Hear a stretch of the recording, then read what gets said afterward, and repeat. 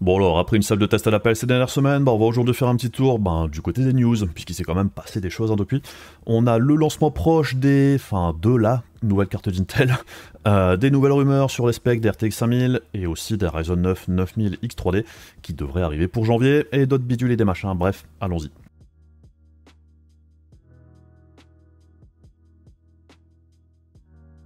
Alors on démarre avec Intel du côté processeur, avec la gamme 65 watts des Core Ultra 200 qui semble bien se préciser pour le mois de janvier. Donc bon, on retrouve Intel qui déroule ici, je dirais le même timing que d'habitude, la sortie de la gamme K avec les chipsets Z vers octobre-novembre, suivi des versions moins coûteuses avec la gamme non K et les cartes mères en chipset B à partir de janvier. Alors, est-ce que ce sera suffisant pour redresser la barque, je dirais, suite à un lancement quand même assez catastrophique? C'est pas sûr, mais bon, ce sera malgré tout quand même assez intéressant à observer, puisqu'un des points importants de la nouvelle architecture, c'est la baisse de conso, ce qui fait que le delta avec les processeurs de gamme 65 watts sera peut-être un petit peu moins important ce coup-ci que sur les générations précédentes. Et on voit qu'au niveau des fréquences supposées, la gamme 65 watts semble quand même assez proche de la gamme K pour pas mal de références. Donc pour le gaming, si les prix sont pas trop déconnants, je dirais, avec des cartes mères moins chères, dans certaines situations, ça pourrait rendre ça un petit peu plus sympathique. Même si bon, d'un pur point de vue gaming, ça va toujours être compliqué, je dirais, de faire mieux en performance prix que les Ryzen 9 1600X à 180 € d'AliExpress en ce moment, qui sont vraiment un excellent deal. Puisque d'ailleurs, j'ai reçu le mien, il y a quelques jours, je l'ai testé, il n'y a aucun problème. Ça arrive dans une petite boîte comme ça, à l'intérieur d'un petit papier bulle, on a la petite pochette avec le processeur, c'est de la version Tray, ça fonctionne, il n'y a rien à dire à ce niveau-là. C'est pas la première fois que je commande des processeurs sur AliExpress, j'avais aussi commandé plusieurs 5700 X3D, je connais beaucoup de monde autour de moi qui en ont acheté également, comme dernier regret de ce Performance M4, il n'y a jamais eu de problème.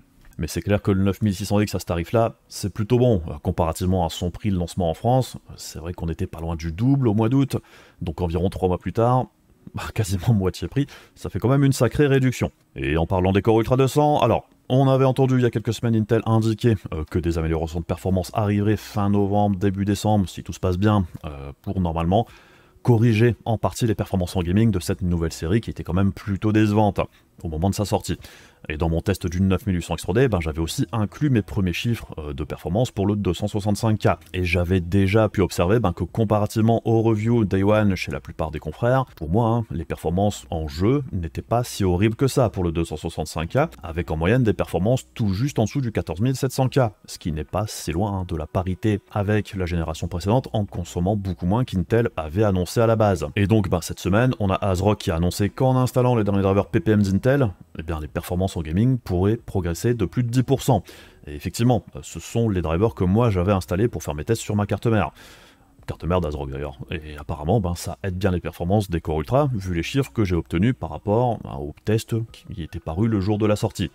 Donc bon, on va voir si Intel réussit à apporter encore quelques pourcents de performance en plus d'une manière ou d'une autre, pour dire d'arriver, je dirais, en moyenne au même niveau que la génération précédente, voire soyons fous, passer légèrement devant.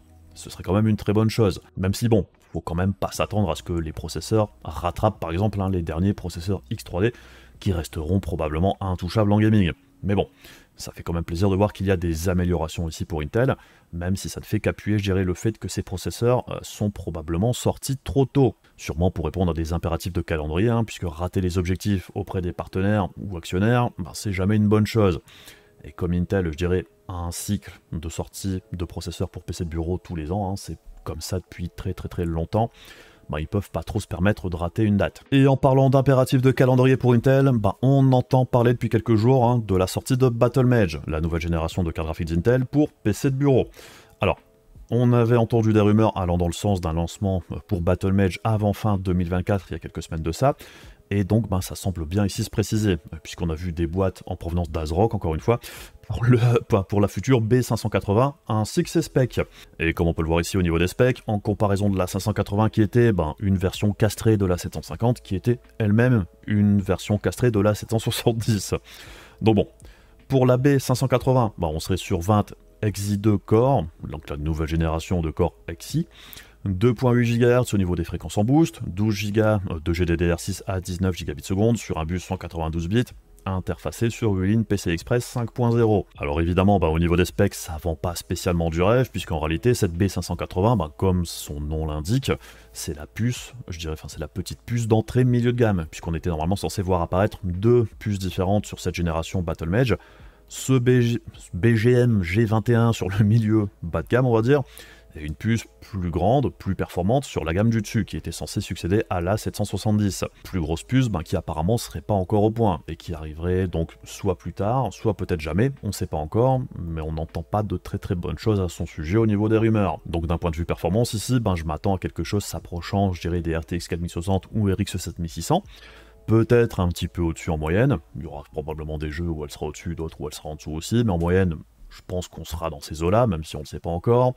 Mais on devrait avoir 12 Go de VRAM pour la B580 au lieu de 8 pour la 4060 et la 7600, ce qui est un plus. Mais c'est vrai que en arrivant, je dirais quasiment 2 ans plus tard, on va dire 1 an et demi, vu le timing de sortie à l'époque, et surtout arriver juste avant le lancement, je dirais, des nouvelles générations des concurrents, d'un point de vue timing, c'est quand même compliqué, parce que ça aurait dû arriver bien avant. Et au niveau des tarifs, on vient d'avoir des fuites comme quoi cette B580 pourrait arriver aux alentours des 250-260 $, ce qui l'amènerait chez nous, je dirais en Europe, autour des 280 voire 300 € maximum, une fois la conversion et la TVA rajoutée.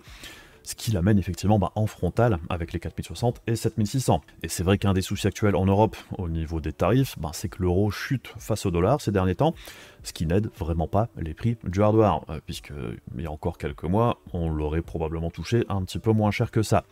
Mais c'est vrai que 280 € pour une carte avec 12 Go de VRAM sur l'entrée de gamme, si la nouvelle architecture se montre plutôt solide, plus solide que la génération précédente, et que les drivers se montrent plutôt corrects et stables au lancement, pas comme la dernière fois, ça pourrait en faire une alternative sympathique, même si ça révolutionnera pas le marché, vu le placement. Et il faut aussi voir la compatibilité au global dans les jeux plus ou moins vieux, puisqu'en ayant fait une comparaison à 770 RTX 3060 il y a quelques semaines de ça, on voyait que la RTX 3060 restait au global beaucoup plus solide en gaming, que ce soit dans les jeux récents ou anciens, puisque dernièrement, la 770 était clairement, je dirais, en perte de vitesse dans les derniers jeux, peut-être parce qu'Intel bosse plus sur cette nouvelle génération, justement, du côté des drivers, et dans les anciens jeux, même si c'est souvent jouable avec la 770, c'est vrai que la RTX 3060 est quasiment tout le temps plus stable et plus performante au niveau de son framerate. Donc bon, je suis quand même plutôt curieux de pouvoir tester ça, on devrait avoir un lancement en décembre, et j'essaierai d'acheter une carte au plus vite, afin de voir ce qu'elle a dans le ventre, tout simplement.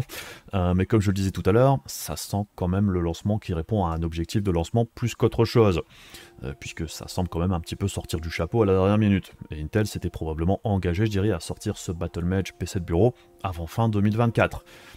Donc bon, je m'attends pas à un lancement avec beaucoup de stock, et il y a de grandes chances que ce soit un paper launch plus qu'autre chose, mais on verra bien. Et j'espère à minima que les drivers seront au point, puisque ce serait un lancement quand même assez triste si encore une fois les drivers sont pas au niveau. Quoi qu'il arrive, ça me fait quand même très plaisir de voir cette carte apparaître et sortir, puisque c'est vrai que du côté de Battle Mage chez Intel, c'était quand même silence radio depuis quand même très longtemps. Et à l'inverse, parlons de cartes qui sont en train de disparaître, les RTX 4000. Alors, ça fait un moment qu'on entend ça en bruit, on en a déjà parlé sur la chaîne, à savoir que tout comme pour la 4090 qui n'est pour ainsi dire plus dispo, avec juste les fonds tiroirs qui se vendent à prix d'or, on pourrait arriver sur une fin de stock pour les 4080 Super et les 4070 Ti Super aussi. Et effectivement, c'est vrai qu'après les promotions qu'on a eues ce mois de novembre, où on a vu certaines références vendues un petit peu moins cher que la normale, les retours de stock semblent quand même plutôt rares pour les 4080, et il y a de moins en moins de références de disponibles, si vous faites un tour dans les boutiques, ça se voit, et les prix du coup ont tendance à regrimper. Les 4070 Super, ça fait aussi un moment que les tarifs en général sont un peu plus hauts qu'il y a quelques mois, en dehors de promos ponctuelles là aussi, et pour les 4070 tout court, depuis la disparition des modèles en GDDR6X, c'est pas non plus la folie au niveau approvisionnement global ou même les prix. Et au niveau du coup du board channel chinois, alors les discussions vont dans ce sens-là, dans l'ensemble, comme on peut le voir ici. Les 4070 et 4070 Super, apparemment, encore moins de stock ce trimestre qu'au trimestre précédent, et il y aurait quasiment plus de stock en janvier. Les 4070 Ti Super, c'est déjà une carte qui n'est pas produite en grande quantité, et apparemment elle disparaîtrait plus ou moins en même temps que la 4080 Super, ce qui est assez logique, puisque c'est la même puce à la base. La 4080 Super, ça serait la fin du stock qui arriverait sur la fin pour novembre, en Chine du moins, avec possiblement plus rien en décembre, un petit peu comme avec la 4090. et la 4090D chinoise ne serait tout simplement plus dispo. Donc bon, oui, ça sent la fin, comme on l'observe depuis déjà quelques temps. Donc les RTX 4000 qui disparaissent pour bien évidemment faire place aux 5000, qui selon Benchlife ici, devraient arriver à partir du mois de janvier, comme on l'entend dire depuis quelques temps maintenant, pour les 5090 et 5080 en premier. Les 5070 et 5070 Ti arriveraient à partir de février, et les 5060 et 5060 Ti mars, voire avril. Donc c'est vrai qu'ici, on serait sur un lancement bien moins étalé dans le temps que sur la génération 4000, ce qui paraît logique du coup, puisque comme on vient de le voir, s'il n'y a plus de stock de 4000 à écouler, faut bien les remplacer au plus vite, pour pas laisser de trous sur le marché. Et au niveau des specs, alors là c'est des rumeurs encore une fois, pour les 5090 et 5080, pas de gros changements vis-à-vis de ce qu'on avait déjà vu à plusieurs reprises ces derniers mois. Par contre, la 5070 Ti, on n'en avait pas vraiment entendu parler. Et pour cette déclinaison, on se dirigerait sur une carte sur la puce GB203, tout comme pour la 5080, avec en gros 15% de cul d'accord en moins, avec par contre toujours 16 Go de VRAM sur un bus de 156 bits et une consommation de 300 watts. Donc on se retrouverait sur une situation similaire, je dirais, à ce qu'on a actuellement entre la 4070 Ti Super et la 4080 Super. On va dire que si on table, je dirais, sur le fait que la 5080 pourrait être 15-20% au-dessus de la 4080 actuelle, cette 5070 Ti pourrait bien être assez proche des performances de la 4080 Super actuelle. Si on décale, je dirais, tout d'un cran, c'est la logique. Et si cette 5070 Ti sort au même tarif que la 4070 Ti Super, à savoir 800 $, ce serait du coup une petite baisse de prix vis-à-vis de la 4080 Super actuelle. Mais bon, on ne sait pas du tout ce que ça donnera au niveau des tarifs, c'est de la pure spéculation, mais ça paraîtrait pas illogique. Et pour la 5070, dont on a déjà entendu parler, on serait sur la puce GB205 avec 6400 Q d'accord et 12 Go de VRAM sur un bus 192 bits, 200 watts de conso. Là aussi, 12 Go de VRAM, si on est sur la même gamme de prix qu'actuellement, ce serait pas forcément foufou. On n'aurait pas d'augmentation de VRAM sur la gamme 70, ce qui fait jamais plaisir, et ça fait un petit peu peur pour ce qui se retrouverait en dessous. Mais ce serait pas non plus hyper surprenant de la part d'NVIDIA.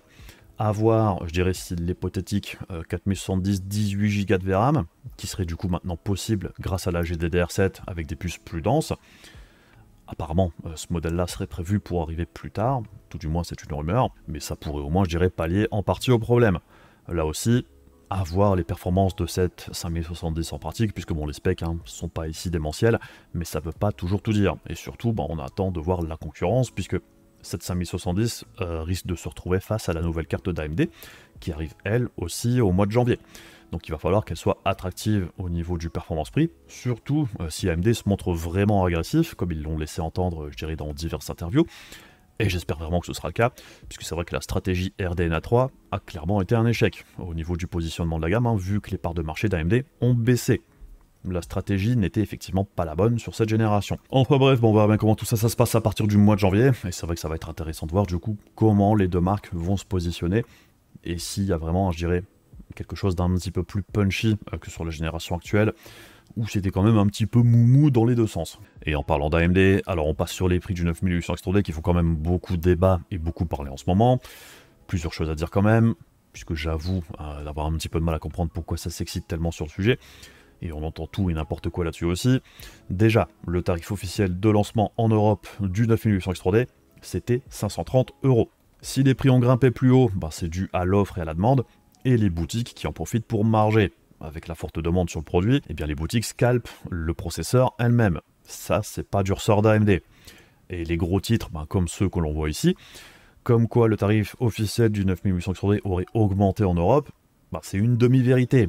Les prix officiels du hardware en Europe, que ce soit les processeurs ou les cartes graphiques, sont basés sur les tarifs en dollars, puisqu'on fait la conversion euro-dollar et on rajoute ensuite la TVA, selon les pays, qui est différente, pour arriver au tarif final. Donc, pour le 9800 X3D, au moment de sa sortie, le tarif officiel aux États-Unis c'était 480 $, avec conversion et TVA au lancement, on arrivait à 530 € pour l'Europe. Mais depuis la sortie du processeur, le cours de l'euro face au dollar a chuté, comme vous pouvez le voir ici, ce qui mécaniquement fait que le tarif du 9800 X3D en Europe a lui aussi grimpé. Ce qui fait que donc, oui, le tarif officiel du 9800 X3D est en hausse en Europe, mais c'est pas parce qu'AMD cherche à plus marger ou profiter de la situation. c'est juste une histoire de taux de change. Par contre, j'ai aussi entendu certains affirmer que le tarif officiel du 9800 XD était maintenant de 600 €, et ça, c'est complètement mytho. Puisque je rappelle, une manière simple de voir les tarifs officiels d'AMD, c'est d'aller voir les tarifs sur la boutique officielle d'AMD, où on peut voir que le 9800 XD tourne actuellement à 546 €, soit 16 € de plus qu'à sa sortie, à cause des changements sur le taux de change euro-dollar. Alors après on est d'accord, hein, ça rend pas le 9800 XD plus attractif au niveau du performance-prix qu'il ne l'était déjà, hein, puisque c'était déjà un performance-prix très élevé, mais bon, faites attention à ce que vous entendez et voyez, il y a énormément de clickbait et d'informations incomplètes qui passent. Et enfin on finit sur les rumeurs autour des Ryzen 9 9900 et 9950X 3D, qui sont toujours pressentis pour fin janvier. On avait entendu dire pendant pas mal de temps que ces nouvelles générations bénéficieraient ce coup-ci de 2 CCD avec le 3DV cache, là où sur la génération précédente, il y avait le cache que sur un seul CCD sur les deux. Ce qui amenait son lot de problèmes au niveau de la gestion de la chose par Windows, principalement en gaming, comme l'avait montré mon test du 7900 X3D à l'époque, qui était encore plus impacté par le problème que le 7950 X3D à cause de ces 2x6 corps. Mais c'est vrai que pour la génération 7000, c'était pas illogique de procéder de cette sorte-là, afin de pas trop perdre en performance en applicatif, puisque avec la Ryzen 7000 X3D, comme le cache était au-dessus à l'époque, ça limitait, je dirais, la montée en fréquence des processeurs avec 3DV cache, et donc avoir un CCD avec le 3DV cache qui allait un petit peu moins vite et un CCD normal à côté, ça permettait, je dirais, d'équilibrer un petit peu les choses face à un 7950X classique. Et c'est vrai qu'en théorie, l'approche est plutôt maligne, mais en pratique, on retrouvait du coup le 7950X 3D souvent quelques pourcents en dessous du 7800X 3D en gaming, et en applicatif, 7950X 3D était aussi souvent quelques pourcents en dessous du 7950X. Donc c'était pas idéal, mais au global, c'était pas mauvais non plus. Et donc ici, pour les 9900 et 9950X 3D, on aurait là aussi seulement un CCD avec 3DV cache sur les deux.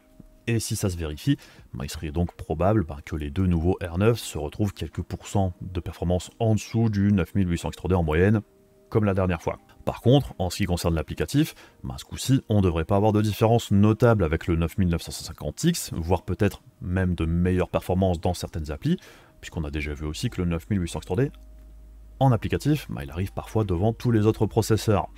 Donc bref, si c'est bien vers quoi on se dirige, ce sera décevant pour ceux qui espéraient du V-Cache sur les deux CCD, mais c'est vrai que d'un pur point de vue économique pour AMD, c'est beaucoup plus logique de procéder de la sorte, puisque ça leur coûte moins cher. Et on n'oublie pas que quoi qu'il arrive, ce sont des entreprises qui cherchent à marger le plus possible, que ce soit AMD, Nvidia ou Intel. Le but, c'est de se faire le plus de pognon, et donc ici, s'ils peuvent éviter d'avoir à mettre 2 CCD avec 3DV cache, ça leur coûte moins cher. Enfin bref, je pense qu'on a fait le tour pour aujourd'hui. Comme d'habitude, si vous avez apprécié la vidéo, les machins pénibles de YouTube, c'est débile, mais ça aide. Et si vous voulez soutenir la chaîne, il y a également ma page Amazon pour des idées de config conseillées. Les cartes graphiques du moment, tout ça, c'est dans la description de la vidéo. Et puis, évidemment, les gros poutous de rigueur pour les membres Ko-fi et soutien YouTube de la chaîne. Encore merci à vous d'aider la chaîne à survivre. Et du coup, on se retrouve aussi très bientôt pour d'autres vidéos. Je vous fais des bisous, je vous dis à la prochaine. Salut!